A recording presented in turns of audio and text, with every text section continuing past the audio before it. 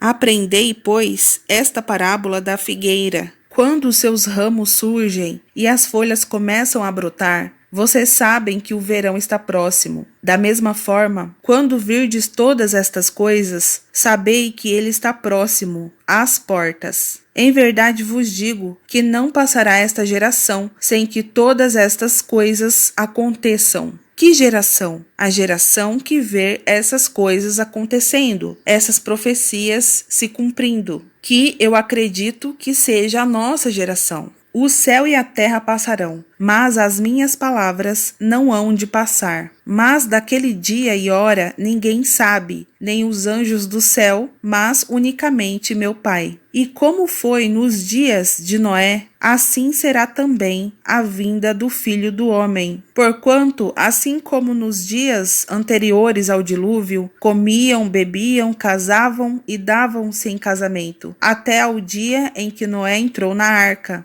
E não o perceberam, até que veio o dilúvio e os levou a todos. Assim será também a vinda do Filho do Homem. Então, estando dois no campo, um será levado e deixado o outro. Estando duas moendo no moinho, será levada uma e deixada a outra. Vigiai, pois, porque não sabeis a que hora há de vir o vosso Senhor. Mas considerai isto: se o pai de família soubesse a que vigília da noite havia de vir o ladrão, vigiaria e não deixaria minar a sua casa. Na primeira parte de Mateus 24, dos versos 1 ao 31, que a gente viu no vídeo anterior, Jesus conta em parábolas o que vai acontecer. Ele fala do arrebatamento, fala da grande tribulação, do reinado do anticristo e fala do final da grande tribulação, quando ele vier com seus anjos que ajuntarão aqueles que ainda estiverem aqui na grande tribulação. Aí nessa parte, do verso 32 ao 43, ele faz um resumo do que ele já falou, deixando claro que ninguém sabe o dia nem a hora, mas que devemos interpretar os sinais. Quando ele diz: aprendei, pois, esta parábola da figueira. Ou seja, para a gente aprender a interpretar os sinais. E que quando muitas dessas coisas começarem a acontecer, não passará esta geração, porque já está próximo. E diz que será como nos dias de Noé, que as pessoas estavam ali preocupadas com seus afazeres, casavam-se, davam-se em casamento.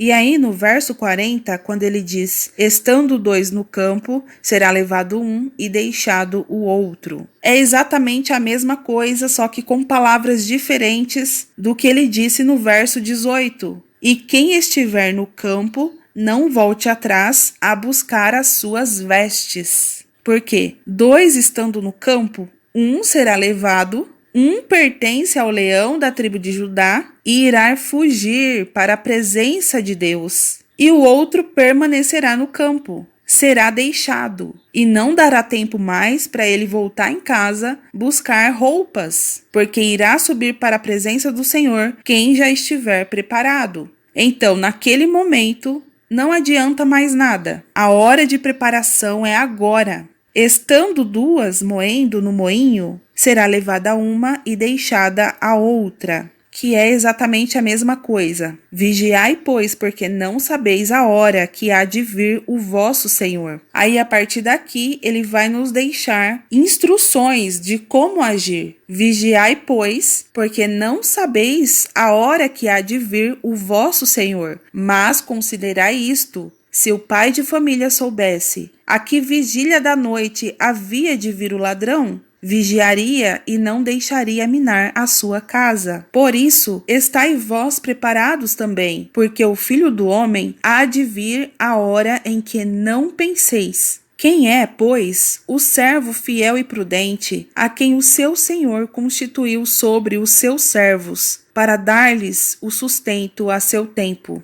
Bem-aventurado aquele servo que o Senhor, quando vier, achar fazendo assim. Em verdade vos digo que o porá sobre todos os seus bens. Ou seja, para a gente não relaxar, para a gente não tirar um ano sabático de Deus, para a gente não esfriar espiritualmente, para estarmos firmes, vigilantes. Mas se aquele mau servo disser no seu coração, o meu senhor tarde virá, e começar a espancar os seus conservos, e a comer e a beber com os ébrios, virá o senhor daquele servo, num dia em que o não espera, e a hora em que ele não sabe, e separá-lo-á, e destinará a sua parte com os hipócritas. Ali haverá pranto e ranger de dentes. Irmãos, isso é muito sério. Lembra no vídeo anterior que o Senhor disse que muitos irão ficar porque não estão se preparando adequadamente? Então aqui é basicamente isso.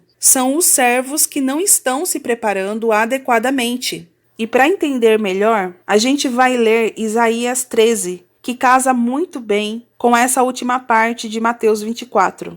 Peso de Babilônia que viu Isaías, filho de Amós. Alçai uma bandeira sobre o monte elevado, levantai a voz para eles, acenai-lhes com a mão, para que entre pelas portas dos nobres. Eu dei ordens aos meus santificados, sim, chamei os meus poderosos para executarem a minha ira, os que exultam com a minha majestade. Ou seja, o Senhor fez uma convocação aos seus santos, acima de um monte elevado, ou seja, aqueles que estão na presença do Senhor. Em outra versão diz assim: eu, o Senhor, consagrei esses soldados. Sim, chamei guerreiros valentes para executar minha ira, e eles se alegrarão quando eu for exaltado. Então o Senhor está falando aqui daquele povo que lhe pertence, aquele povo que habitam sobre o monte elevado, que vivem na presença do Senhor.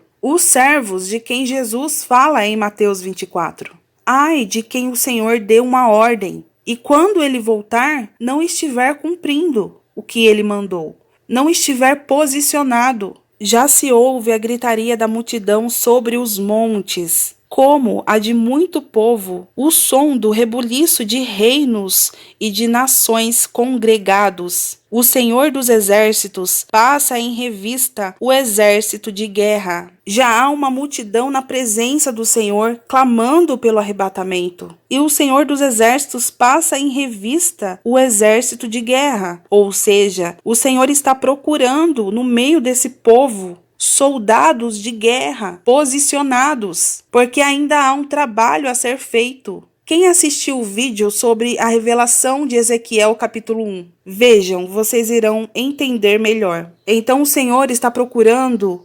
soldados entre essa multidão que está sobre os montes, esperando a vinda do Senhor. Já vem de uma terra remota, desde a extremidade do céu, o Senhor e os instrumentos da sua indignação para destruir toda aquela terra. A gente precisa estar em posições de batalha, pregando a palavra, fazendo aquilo que ele determinou para cada um fazer, porque assim o evangelho chegará a toda a criatura, para então o arrebatamento acontecer. Porque através do nosso trabalho, todas as pessoas serão evangelizadas.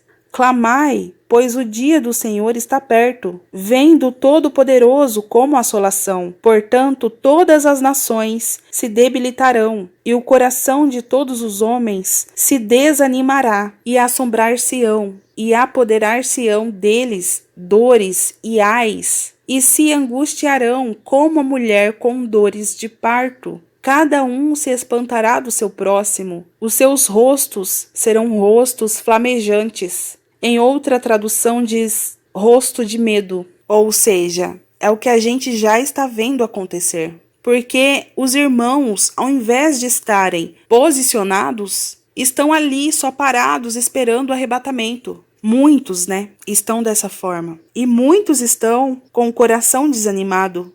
E como a mulher com dores de parto. Cada um se espantará do seu próximo, os seus rostos serão rostos flamejantes, rostos de medo, porque vê o cerco se fechando e não sabe o que fazer. Esperam que o arrebatamento aconteça no dia tal, no mês tal, mas aí vê que não aconteceu e só ficam ali com medo, clamando pelo dia do arrebatamento. só que deixando de estar posicionados. Eis que vem o dia do Senhor, horrendo, com furor e ira ardente, para pôr a terra em assolação e dela destruir os pecadores. Porque as estrelas dos céus e as suas constelações não darão a sua luz. O sol se escurecerá ao nascer, e a lua não resplandecerá com a sua luz. É como a gente viu em Mateus 24, as forças do céu serão abaladas.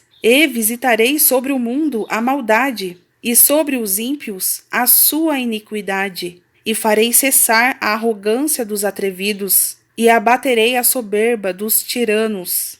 É interessante que é praticamente a mesma coisa que Jesus falou em Mateus 24.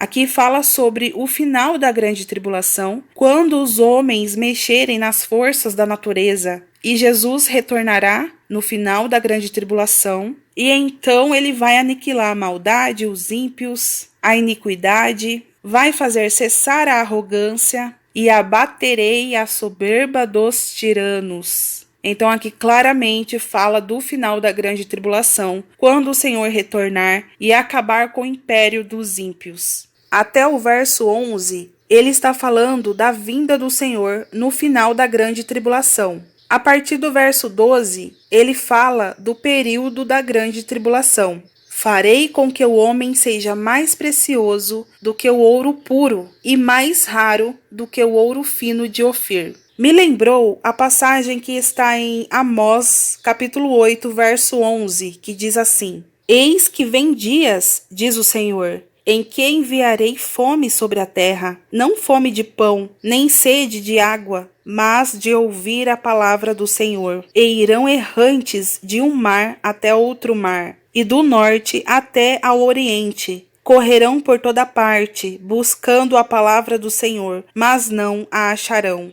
Portanto, o homem será raro dessa forma. As pessoas buscarão alguém que possa pregar a palavra nesse tempo da grande tribulação, mas não acharão, não encontrarão quem possa saciar a sua sede, porque quem nos faz lembrar a palavra de Deus é o Espírito Santo.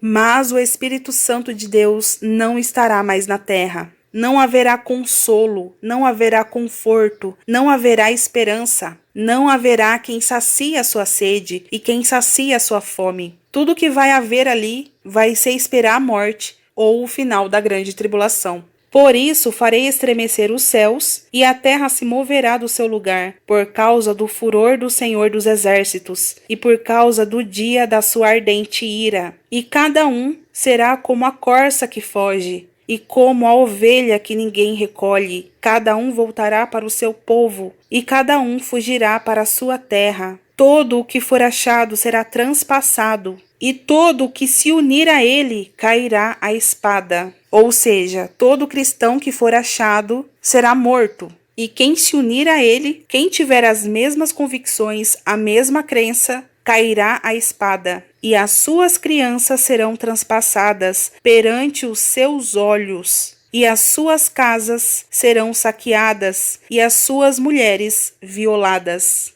Eis que eu despertarei contra eles o medo, que não farão caso de prata, nem tampouco desejarão ouro.